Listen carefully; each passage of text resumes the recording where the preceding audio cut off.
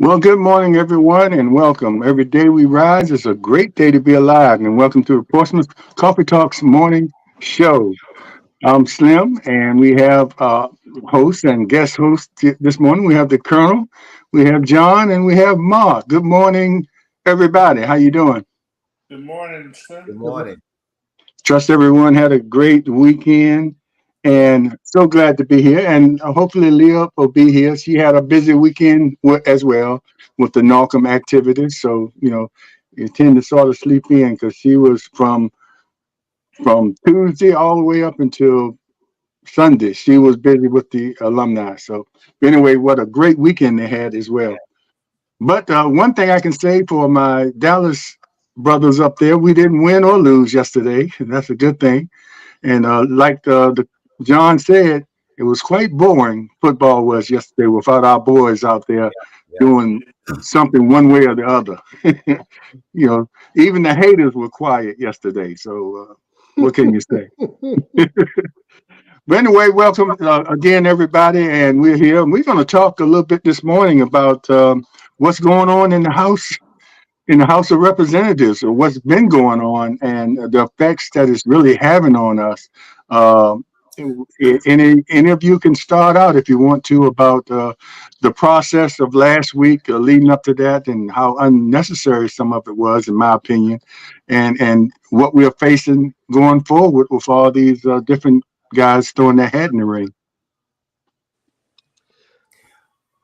Let me jump out there. Mhm. On Saturday, I was at a breakfast, the Impacting Lives annual breakfast that the Norfolk Journal, I'm sorry, the New Journal and Guide um, began back in 2014.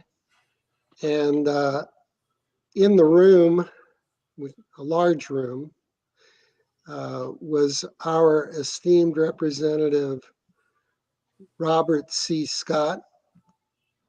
And I was thinking to myself, the House has tried all these losing strategies for electing a speaker.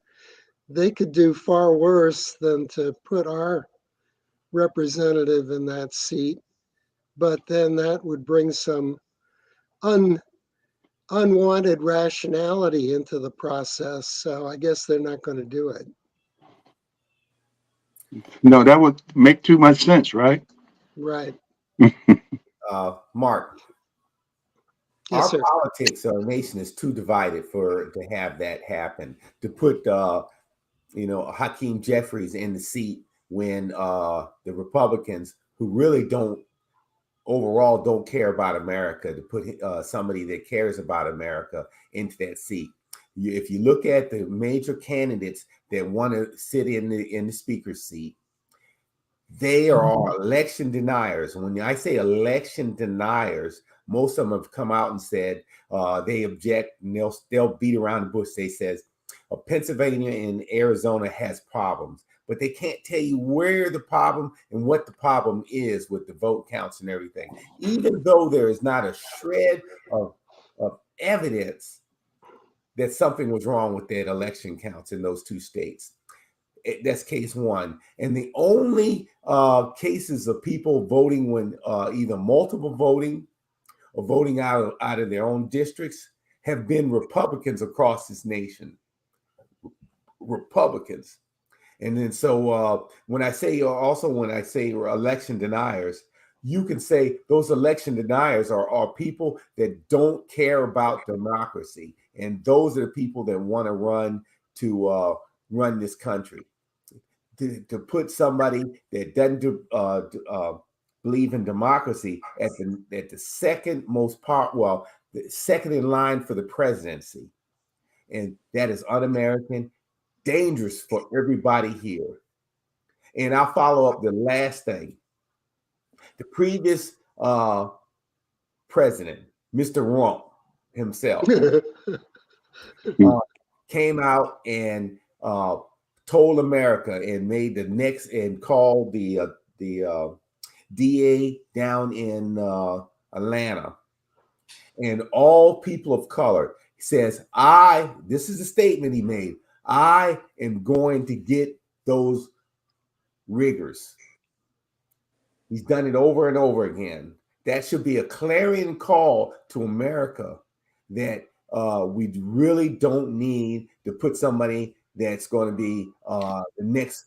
Well, we already knew he was a racist, but somebody that's almost a nationalist and a white supremacist back in the office. I rest my case. I didn't hear anything I could disagree with in that statement. The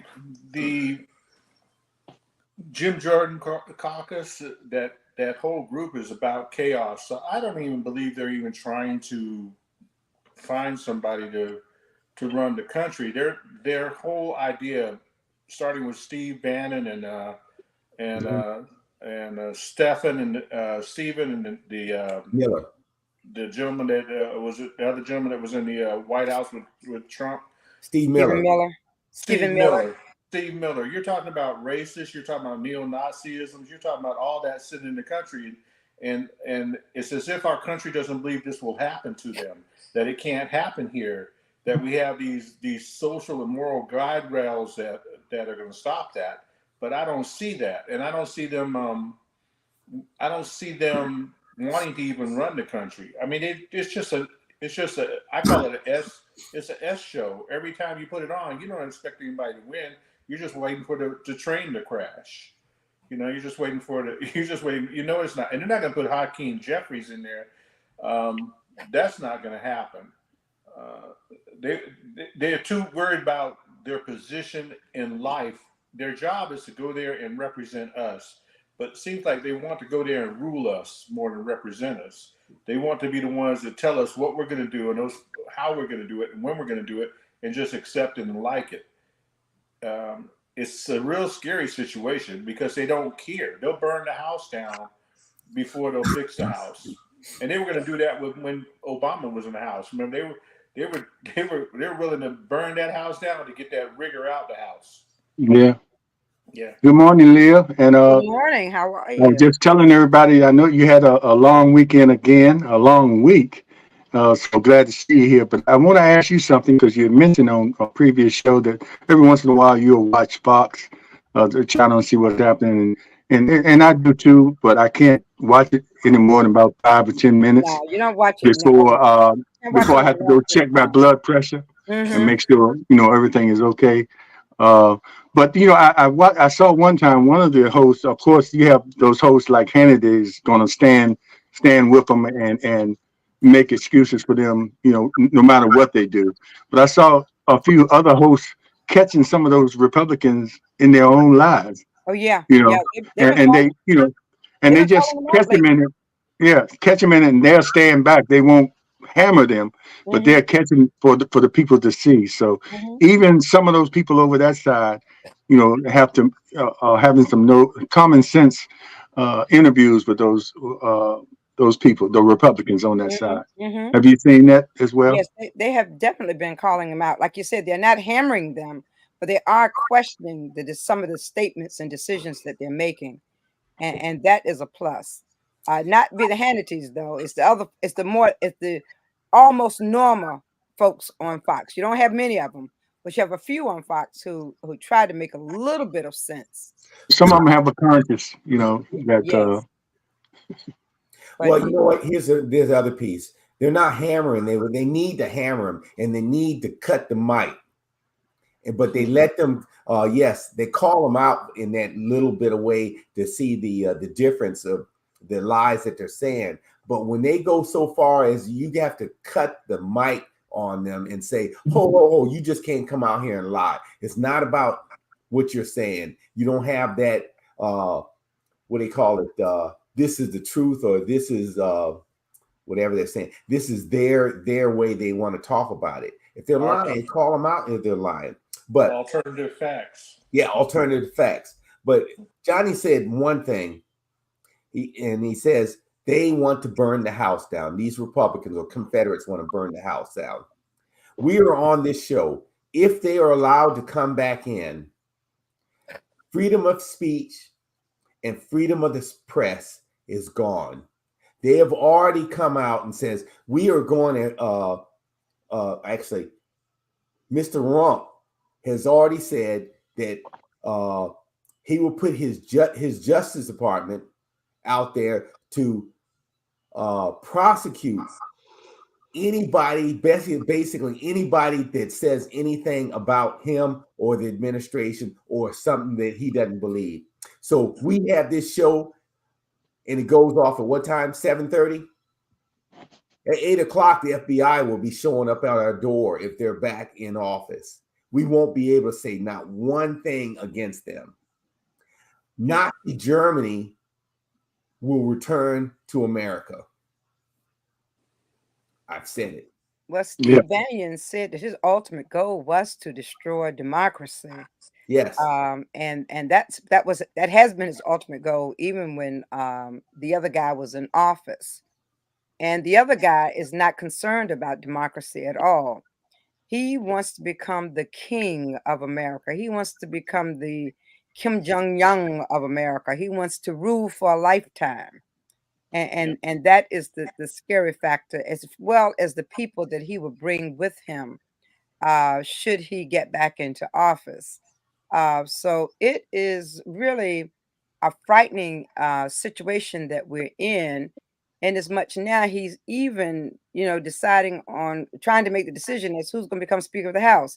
He needs a person in place so that should he run again and there is a chance of them calling on the House to call the election, he would need to have everybody in place who will call the election in his favor.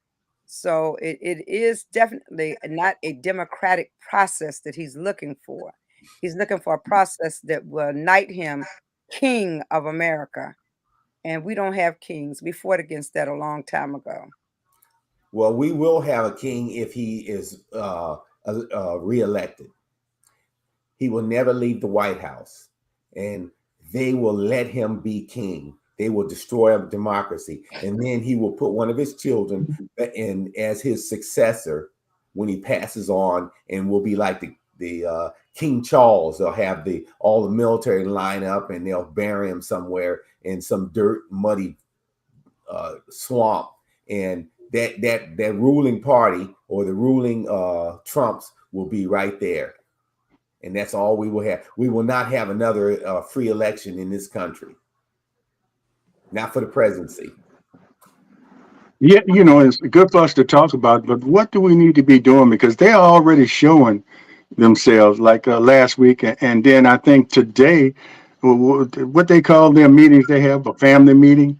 They call their meetings a family meeting. And that's not, supposedly it's not supposed to take place until about 6 today, and then call for some kind of vote, trying to figure out which one of these 9 guys they want to put up there. I don't think they're going to come to any kind of decision on that either. So they're going to kick the can further down the road this week, I believe, or they're going to come up with somebody that doesn't make sense at all. So, but it's got to be, all we can do here, we can point out things and then, get the messaging out, but what do we need to do to make sure that, I guess people are watching what they're doing and just being aware and making sure. I guess the bottom line is getting out there and voting. That's the only way we can really ultimately take them out is vote in mass numbers. Just take all of them out. That is the only way. But the sad thing is that there are a lot of people who are not paying attention. That's the scary part. Yeah. When you talk to people who really don't know what's going on, they are not paying attention to what's going on. And they just seem to believe that everything is just going to work out okay. They don't realize that they have a role to play in all of this as well. So we say to vote. Yes, they need to vote, but we really have to have a massive campaign going on voter education. Our people are just not aware. You just think about the local election and you think about people who are running for office. And there's so many people don't even know who's running. They don't even know which district they're supposed to be voting in. They have no idea. Voter education is going to become crucial from this point on. And if you just wait for I think it's important too, the boots on the ground efforts that's always That's something right. that works. Just like over the weekend when we had that, when we had our the IC Norcom tailgating. You know, sometimes I'm against the politicians coming to certain events and you know, just trying to get those votes. But I think it's important now. I'm glad that Clinton Jenkins and Bobby Scott. I still don't understand how he is so many places at one time. You know, Mark mentioned he was at a event he was at Saturday, and then Saturday he was at the tailgate. But it's going to take those kind of efforts, or those politicians or people to get out in groups like that where people are gathered and talk those talking points, or point out things how important it is to vote and why they need to vote. And I think I saw the congressman talking individually to a lot of people, even though we were celebrating a certain thing. But you know, we got to get out there where they are and make sure they're paying attention while they're having fun.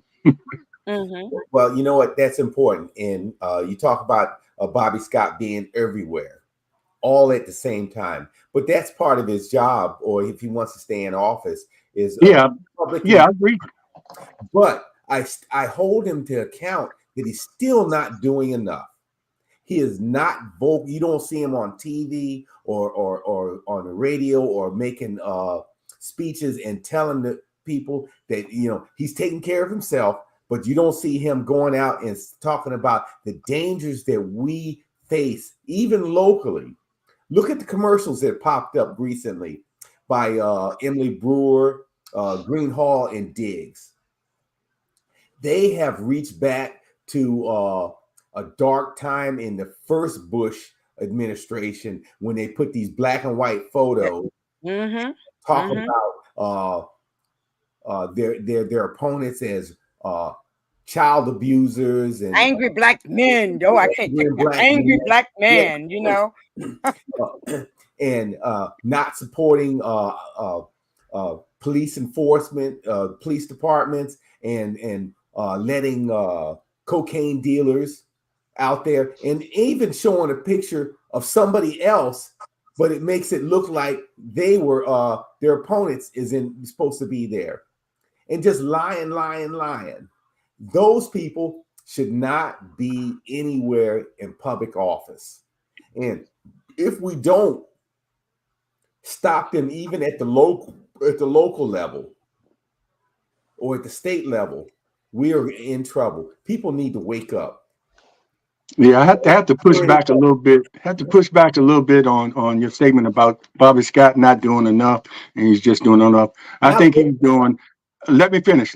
I think he's doing a great job being out there. Might not be enough people, other leaders out there doing as much as he's doing, but I can't. I got to push back on that because he's everywhere, and of course he's doing what he's supposed to do to be reelected. But at the same time, he's getting the word out there. He'll be amongst a crowd of three people. He'll show up for that, as well as a crowd of 1,000 people. So you got to be everywhere. And you never know those how many people you can influence, but just being out there, just talking to them. And I beg to differ on that, Colonel. I think he's out there doing enough. It's just might not be enough people out there doing what he's doing. I just had to say that. And James, Okay. and I would agree with you. James, in as much as well, he's been holding all of these forums throughout the his district. Yes, he He's held has. quite a few forums throughout the district to make the public aware of what's going on in Congress. He held one in Portsmouth. He had one in Newport News. He's been holding numerous forums across his district to keep the public aware. And this is not a congressional election year. Yes. No. So He's he's not, always done He's that. not even up for re-election, so you know he's always he's out there. not And you sitting in can't always Washington. control how you're on TV. TV likes to follow those crazes in most cases, well, from what I've seen. So I think it just needs to be more people out there. I agree with you on that part, Colonel. It probably needs to be more of our elected officials out there and hitting the ground, you know, like he does. You know, most of the time that's who you see, him. Mhm. Yeah. Everywhere. So on Here's- Labor Day, Okay, go ahead. for decades, Representative Scott has had this big picnic at his mother's home in Newport News, and everybody in the district is welcome. He has politicians from every part of the district and even from neighboring districts.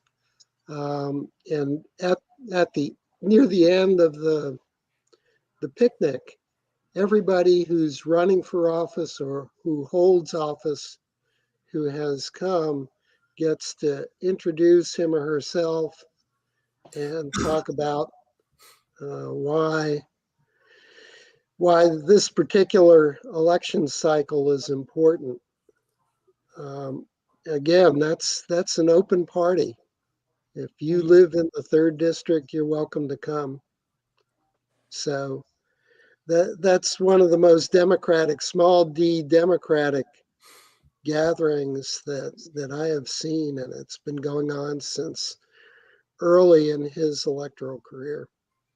Yeah. And plus, Mark, what he's doing now as well is he was the one with Clinton Jenkins. He was taking Clinton Jenkins around because people know who Bobby was, but many didn't know who Clint was. But like you say, it's not an election year for Bobby, but Bobby was taking Clinton Jenkins around and kind of getting him introduced to the people who were out at the tailgate. And I've seen him do that with numerous candidates who are running for office at this time, and he allowed them to trail him. And like Clint said yesterday, he said, my goodness, you really got to be something else to go every place that Bobby goes, because he was all over the city on Saturday. You know, he left us to go to Hampton University, you know, so he was taking various candidates around with him so that he could introduce them to the public as well, so they could get to be known as well as he's known in the community. Yeah, Well, he's let me really clarify one generous. thing. When I say that he hasn't done enough, he is not loud enough and he is not forceful enough. That's where you get the press. He can go out and talk to, he may take, be everywhere. Talks to, like Slim said, he's talking to as little as 3 people, like-minded people. He's not going to change anybody's mind like that. You have to be forceful. You have to call the other side out for the nonsense and what they are doing to America. And is the fallacy of how he is doing it. Now, his way of working, because he's popular in this district and he is setting the table for in 24 when he will run and will be reelected, because he's doing the work on the ground, which he's supposed to do. But in the big scheme of things, and the most of the Democratic Party, I would say, are not doing the hard work and actually playing like if you were going to play with be in the same arena with these with the Republicans, and they don't play fair, you have to be out there in the arena just like them and call them out, but don't soft shoe stuff. And that's what I see. We want to be too nice and play fair. You play fair, fighting, you lose. How do you preach fairness if you don't practice it? Exactly. You call it out when they put a commercial out that is racially tinged on the borderline. You come out and say what it is. You don't say, oh, it looks like this or it appears to be this. You call it out, you say it is. There's no shades of gray. It's either black or white, right or wrong. Yeah. And say this is what they want to do to America, to you, and how their policies, how is it going to affect you? Okay, and I've seen him call out, but I think probably the best thing, and hopefully we can get him on here, and have that conversation with him face to face. I think we're going to always agree to disagree on a few things concerning him. But let's move on back to the subject of if there's any more comments about what's going on in the House of Speakers, the Speaker of the House, we can go there. If not, we can move on. I wanted to talk a little bit about what's going on with the Trump, with the people that are starting to talk. Sing, They're starting sing. to sing like canaries, Save my soul. Oh, I'll never talk and against Trump. Oh, but they're saving their own souls now. and we shouldn't be surprised that this is happening.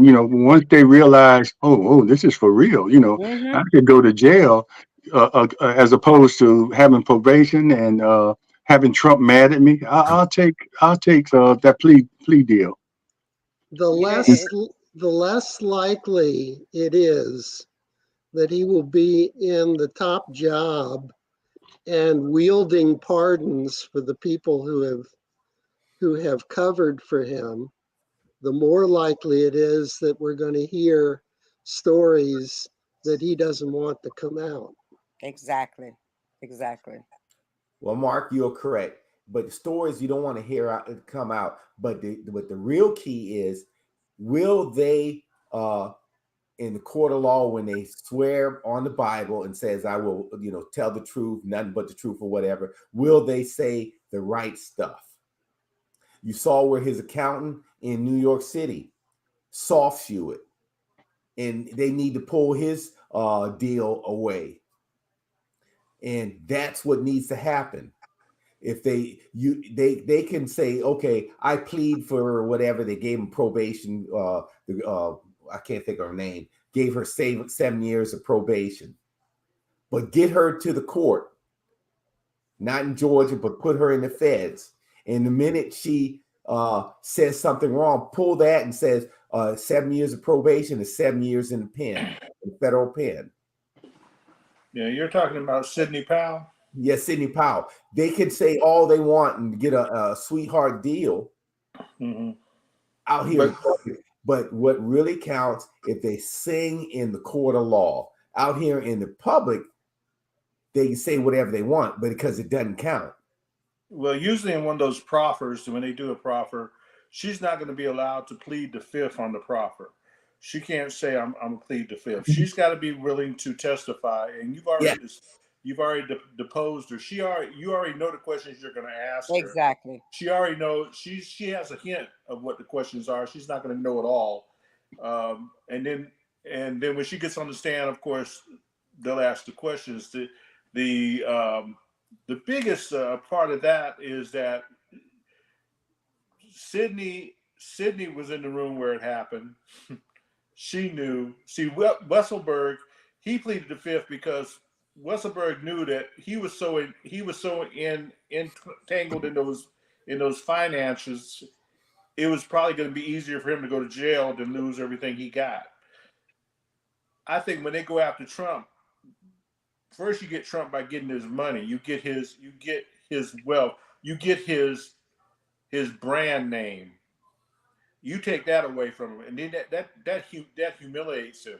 And once you take that away from him, then you go after him for the other stuff. And Sydney can do all that, but Sydney's also going to be deposed. She's probably going to be picked up by Jack Smith. That's right. That's right. He's going to pick her up, and they're gonna go from there and go right to January 6th, which is going to tie that all together, because she was standing on the eclipse giving a speech that day. Along with Giuliani, along with half those people in that circle, and with Jim Jordan, Gates, Marjorie Taylor Greene. See, you can't make the phone call. You can't get the people out of the house when the phone call is inside the house.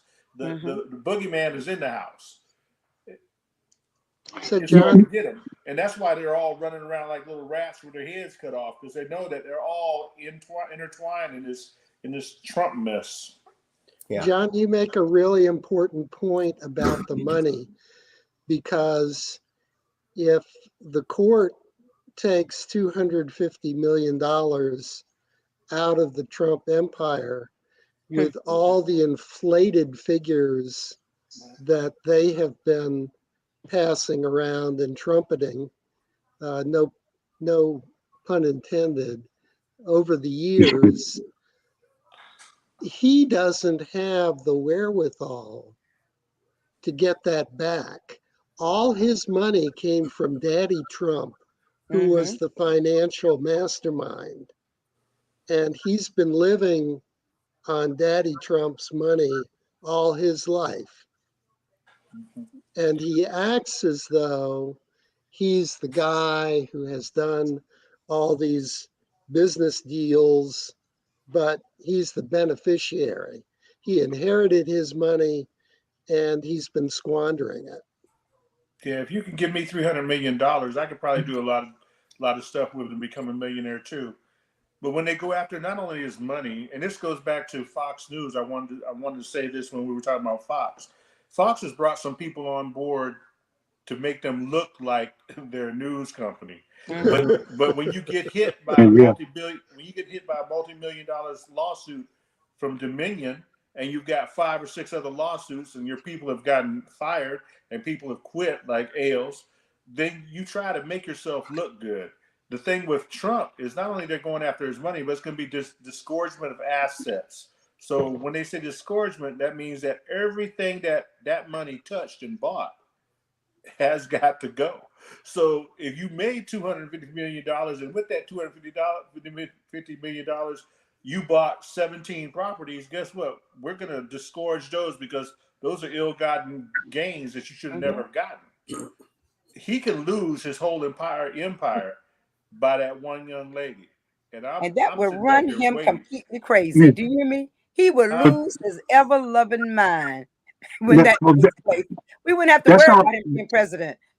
That's all good too, but shouldn't someone go to jail? Now I know we're not all legal experts or something like that, but the way the system's set up, the 2 people that have made plea deals now, isn't there some cutoff for the rest of them to do the same thing?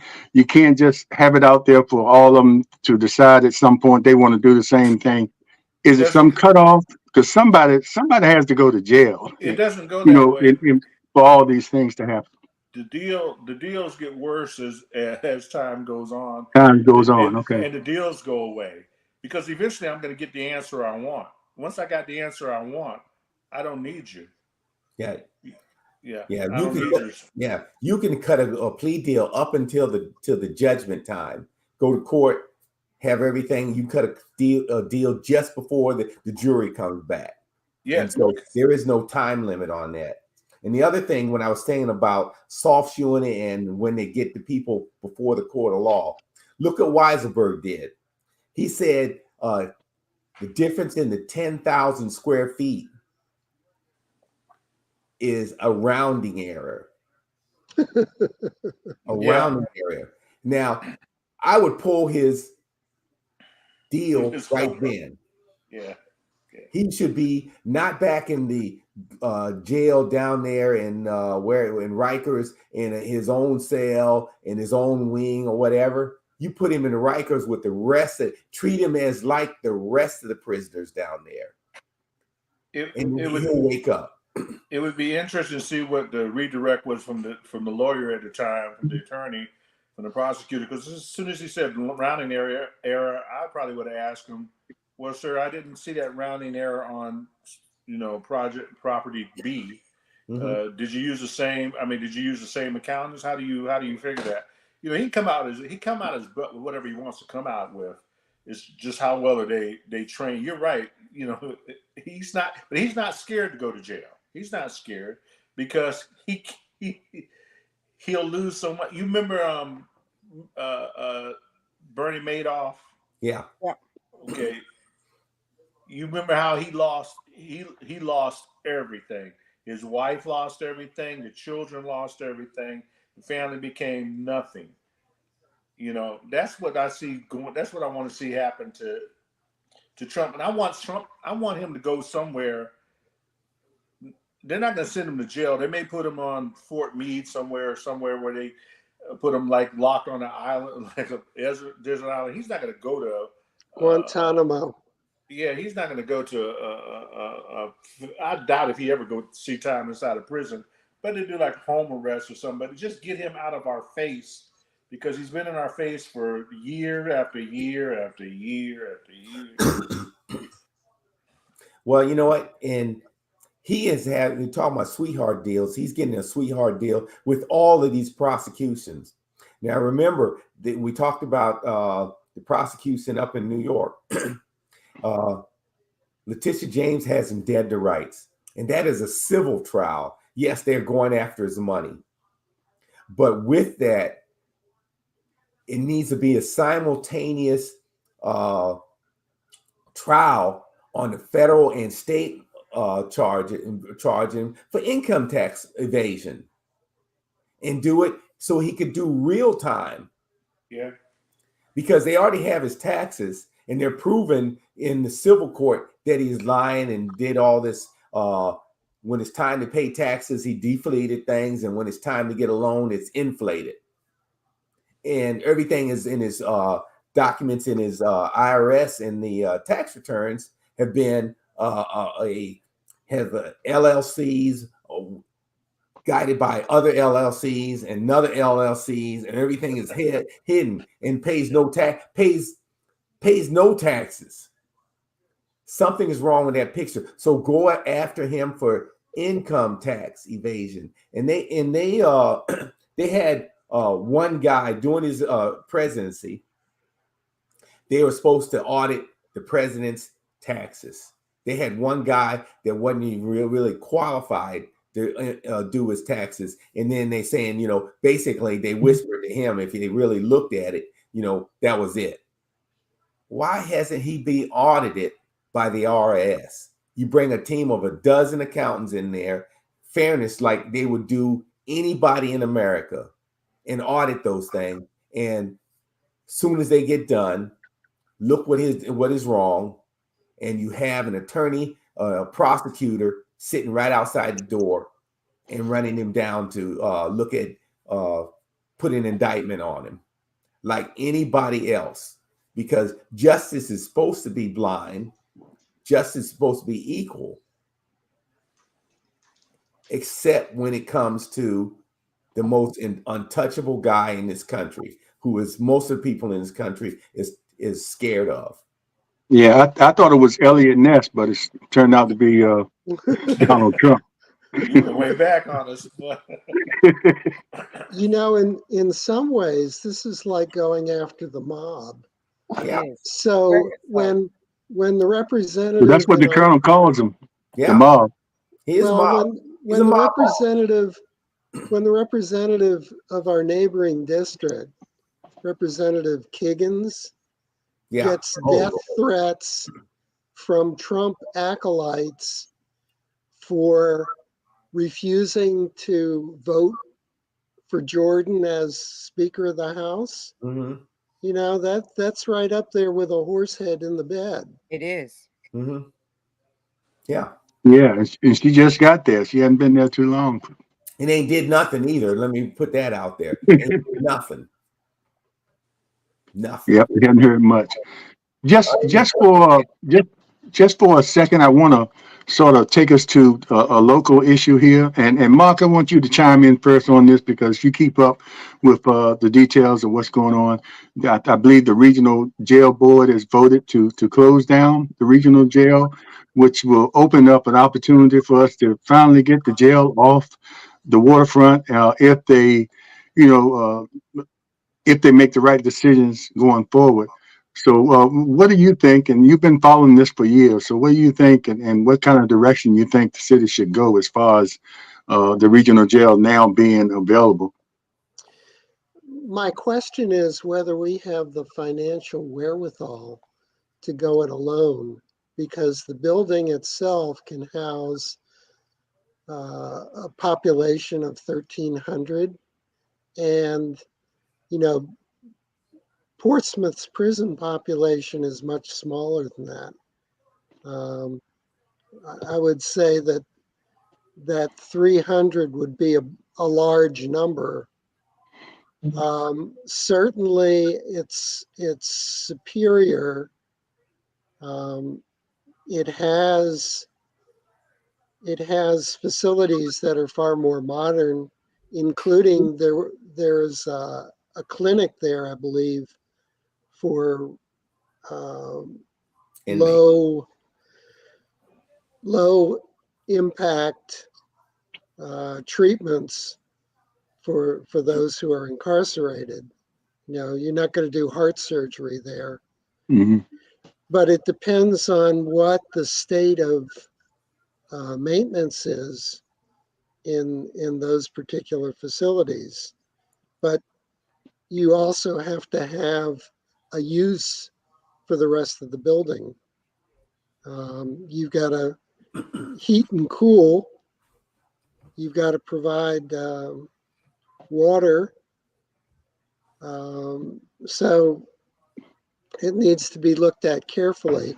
You know, we took over the Sports Hall of Fame when the original occupants decided that they weren't making a go of it here. And we put money into renovating it to serve purposes that it wasn't intended for. I don't think it was a wise acquisition. We should have looked for somebody who was looking for a museum type of facility rather than putting our police administrative offices there. So be careful what you wish for. Yeah. If we can make it work without it costing all of our casino revenue for the next 20 years, you know, I say move forward with it, but there may be a better option. Yeah, I just brought that up because it's always been an option. It's always been talked about, and now we're here. It's in our face. Now what we do, because you know sometimes people talk that game, why it's not available, and then when it is available, it's not a plan to go forward. So we'll see what happens. And Mark is so right on that. There are many maintenance issues that need to be addressed, and this is only my opinion. Okay, not anyone from where I work's opinion. This is my opinion. Okay, but also the fact that the place would have to be retrofitted in order to meet the needs of the Portsmouth City Jail. That place is not conducive for the people who we have within Portsmouth City Jail, so it has to be retrofitted. There are a lot of things that they would have to look at. The wise thing would have been, and once again, it's my opinion, is that they built a jail right there by the courthouse, which would cut out transportation, cut out, and you would be able to, as Mark said, the numbers are low. The numbers are like in the 150s, the 160s in the Portsmouth City Jail. Numbers are low. So what are you going to do with all the extra buildings, extra facilities that they have there? And it's going to be a lot trying to maintain a facility of that size. So I hope that they move wisely. I hope they look at the options of the regional jail, but also the options of building a jail right there by the courthouse, where they have the space. They already talked about it a long time ago doing that. So it's going to be interesting to see what decision they're going to make in reference to the Hampton Roads Regional Jail. See, and that's why I say you have to pay attention to when people are running. So, because when people are running, that was a big talking point, how that could be transferred from the waterfront over to the regional jail. But nobody talked about what you just said, Leah, all the different things that have to be done in order to make that workable. So just pay attention to what these guys be saying, or the politicians or the candidates be saying when they're running, because it sounds good to average citizens. Says, oh, that's a good option. You know, we can just take it off and move it to the regional thing. And then when it happens, then all these other issues come up, That's logistics and all that. So now it possibly won't even be feasible to do that. But at one point, that was a great talking point for people who wanted to get elected. Before we go, I want to move on to this and our veterans. You know, for the average citizens, they're watching the news and they're watching, and mock Navy, right? Yes, sir. And the two Army veterans. You know, as we watch the things that's going on in Israel and things like that, and the average citizens are listening to all the money that they talk about that's going to be sent to help out in that, millions of dollars. And they be hearing these figures and not knowing, but they be looking in their neighborhoods and in their cities and see, where money could be used to help do certain things. But when it comes down to these conflicts, and I know it's important, as a part of foreign policy, and they have money set aside for that. But the average citizens heard these figures that's going, to help out these, and then you hear also where it's escalating, all these ships, and then you hear Iran coming and say, "Are we coming to a world war?" But that's another story. But how do talk about the money that's being thrown around that's going there, and then the average citizen sits around and he can't even pay his rent sometime or something like that, and we see a cut, like you say, often, Colonel, the Republicans cutting programs, social programs, and everything like that. But yet, on the other hand, all this money comes up that we're going to send to Israel or whatever country uh, that we want to aid. It becomes kind of confusing. And sometimes people see that and they say, well, that's why they're not voting.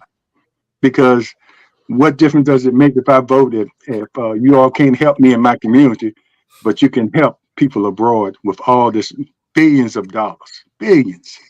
Well, I'll jump in on it first because this has been a point of contention for me. I think since I started being a host on your show, I think I talked about how they fix things. First, when you go to war, those are different pots of money, quote unquote pots of money. Whether we have this money that they talk about, I've been on Fort Knox. Colonel, you've been on Fort Knox. I don't know if I've seen the depository.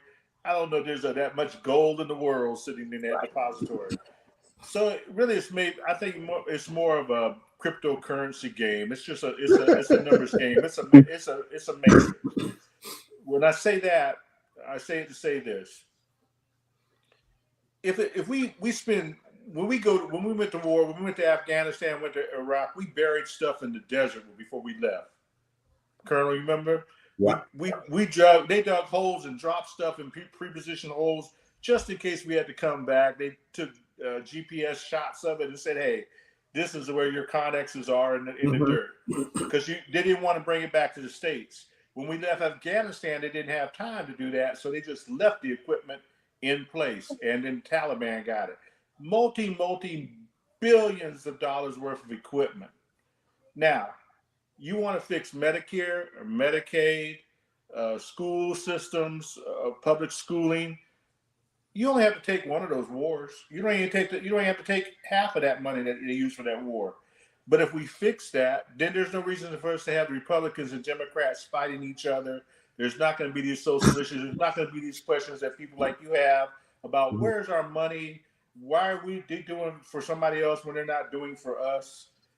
I think that's a red herring. That's not even the argument.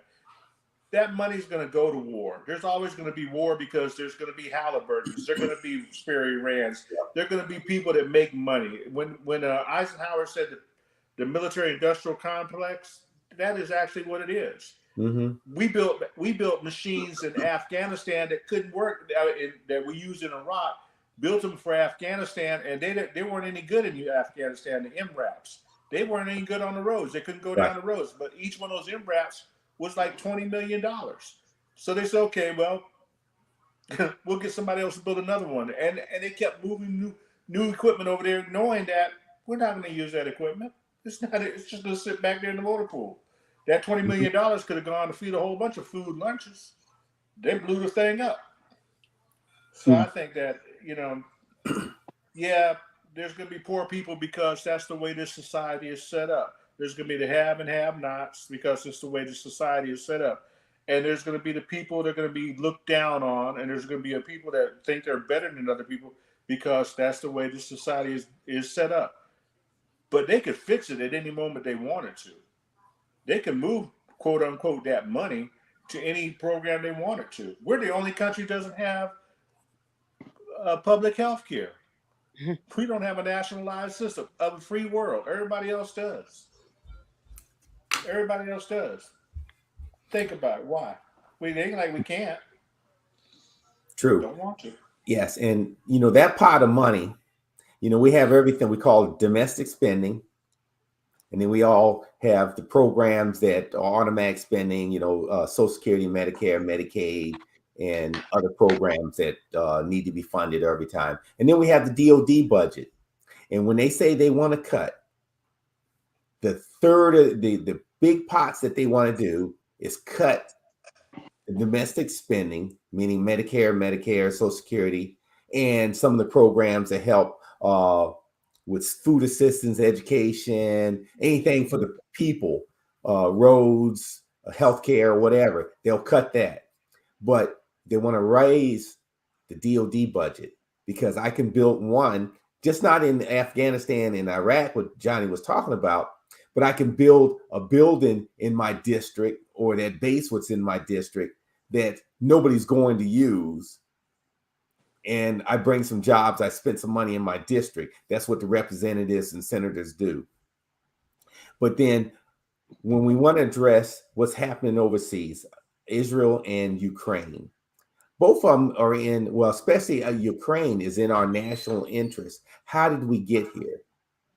One, when the Soviet Union broke up and Ukraine was created, President Obama says, we are going to protect you if something happens. And then so the Soviet Union or Russia took out a hunk of Ukraine. And what did we send? We sent over healthcare stuff. We didn't send them any bombs, anything to help them defend themselves. And that was President Obama's decision. Joe Biden saw that when they did it again to do the real thing, he sent arms. And the arms that we send to Ukraine are pennies on the dollar if we have to go into war with Russia. Right.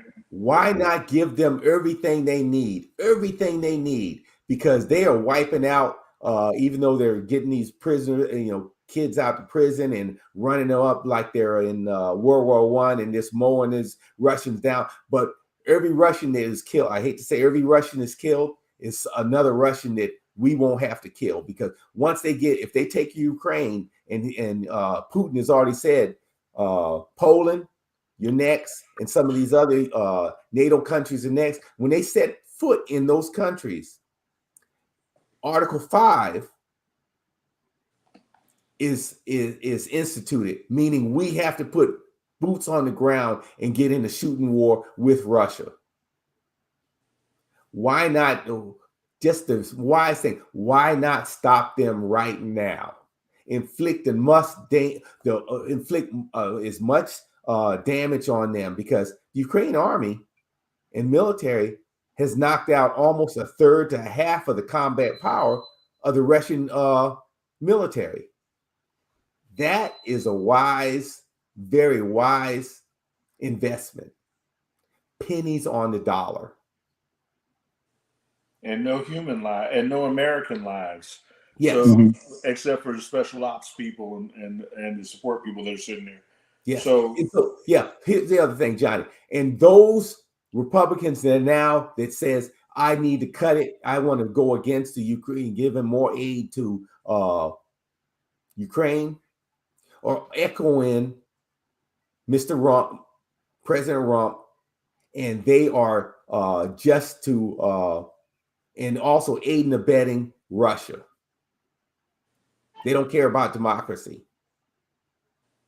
It's a time for choosing. Well, we've got another boogeyman. They've got another boogeyman, which is we've got Muslims killing Jews in the land. So and let's direct our attention over there to that piece of that 121 mile strip of land that we're destroying, and let's kill those people off. I bet you Israel would get money real fast before they pass the Ukraine package. Yeah, I put money on that. Yeah.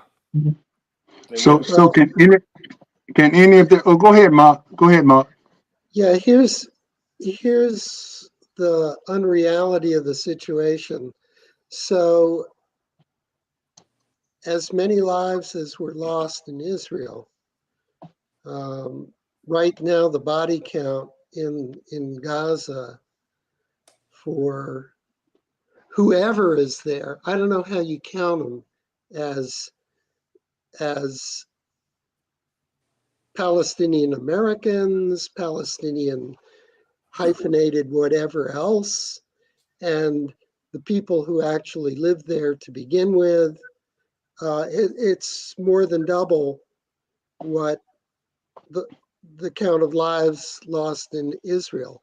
And none of them, none of them are people who initiated the conflict. And when President Biden was talking about aid, so it's something like $14 billion for Israel and $100 million for humanitarian aid in Gaza. Whoa, 100 million versus 14 billion. Every billion is 1,000 million. We put too much money into making war and not enough money into making peace. War is a losing proposition, not only in the ways that you see, but we are fighting a war, so to speak, to keep the temperatures on this planet below the 2-degree centigrade increase. And every time you blow something up, you're creating more greenhouse gas. Every time you scramble jets, you're creating a heck of a lot more greenhouse gas. And the other thing that really disturbs me is with Russia and China pulling back from the nuclear testing treaties, so they can once again do atmospheric testing of nuclear weapons, which means eventually we're going to be there as well. What do you think a nuclear weapon exploding in the atmosphere does to temperatures? We are working against our best interests as a species. Well, I know y'all like crabs in Virginia because we just sat on a video table and ate crabs, and it sounds like it's gonna be a dopey statement, but what Mark said about climate change, they said over 10 million or 10, I forget how many millions of crabs, snow crabs were killed this last year. The report came out yesterday because of the climate change, because the water got too hot. And they died, So you think about that, and the thing about the money to Israel and Palestine is that they're sending billions to Israel, they're sending little to nothing to Palestine, and then I listened to the media. I had to come back out and show it to my wife yesterday. The media says. And the numbers haven't really gone up in Israel lately because it was like 1,600 at the beginning, and then the people that were in the hospital may have passed on, but it wasn't a lot. But they would say the people in Israel were killed today. There were 16 million people killed, 1,600 people killed in Israel. There were 4,000 Palestinians died. Now tell me when I tell you about wordsmithing, what is the difference when I tell you somebody was killed and somebody died? Now, they didn't say the Israelis killed the Palestinians. They said 4,000 Palestinians have died. And on the same thing, they showed the picture. Same results. But it's the wordsmithing. It makes you feel these people, they're not human enough. The humanity they don't deserve the humanity. Oh, we killed the Israelis. Oh, we went in there and murdered them. But the Palestinians said, well, they just died. Mm-hmm. And that's how they play the game. That's a wordsmithing. No, you killed the Palestinians. The Israelis killed the Palestinians. Yes. But that will not go well in the news when you say that. Well, you show the body, but you won't say the word. Right. The wordsmithing, you are so correct on the wordsmithing. But you look at when President Biden says 100 million here and the billions on the other side for Israel. the thing is, in this political environment, that you might not, he really doesn't expect for 100 million to be approved by this House of Representatives. Don't have a speaker. They don't have a speaker. One, you're not getting nothing out. But when I'm they good to ask that, when they can do any of this even happen with the state we are in right now? right, it's not going to happen because Mhm. they will elect another crazy. Yeah. Another crazy. And then Yeah. so the unless the Senate comes out and puts something out there reasonable, and they are forced to put out aid and work on this aid package that he has put forward for $105 billion. The crazies don't want that to happen because they don't care what is happening in the world. All they want to do is oppose what the president says. Yeah. If he says it is light outside, they'll say it's dark.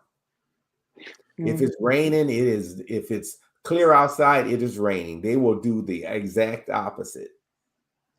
The Line.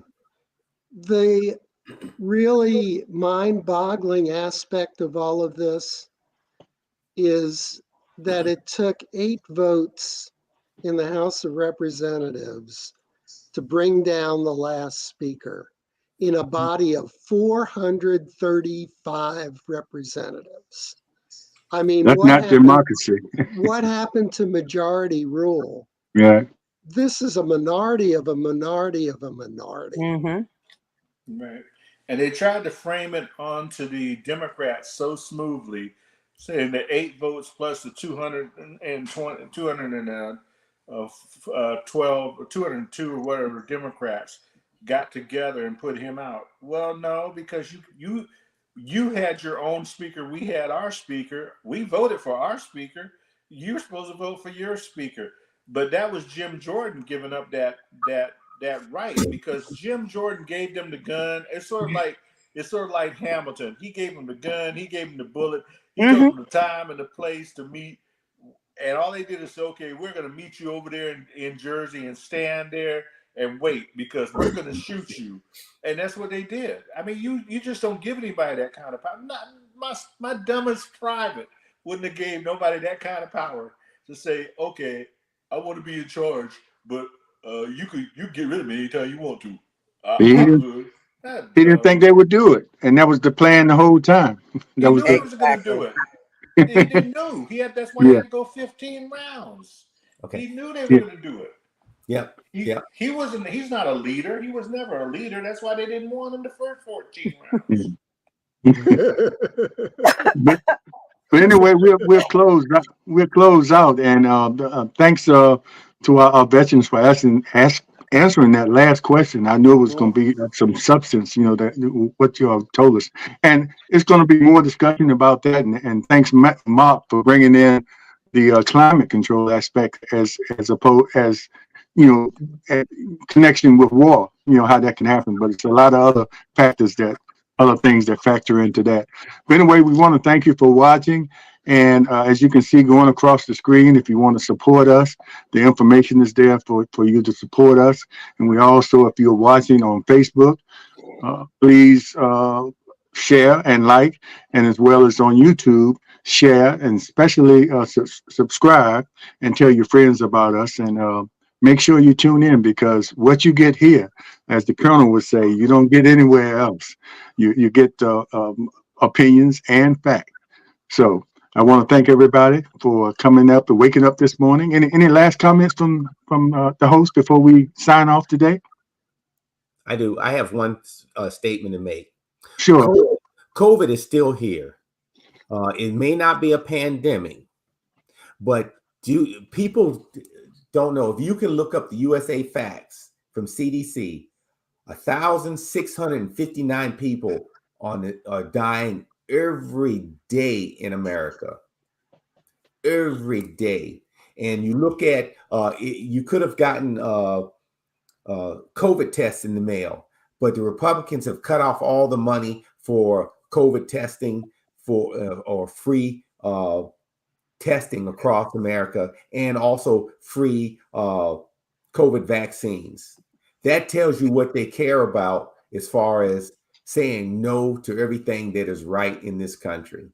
So 1,659 deaths spread out over the country looks like a small number. But if you were one of them, one of that 1,659 people that is no longer here every day, you think about it and how we got here.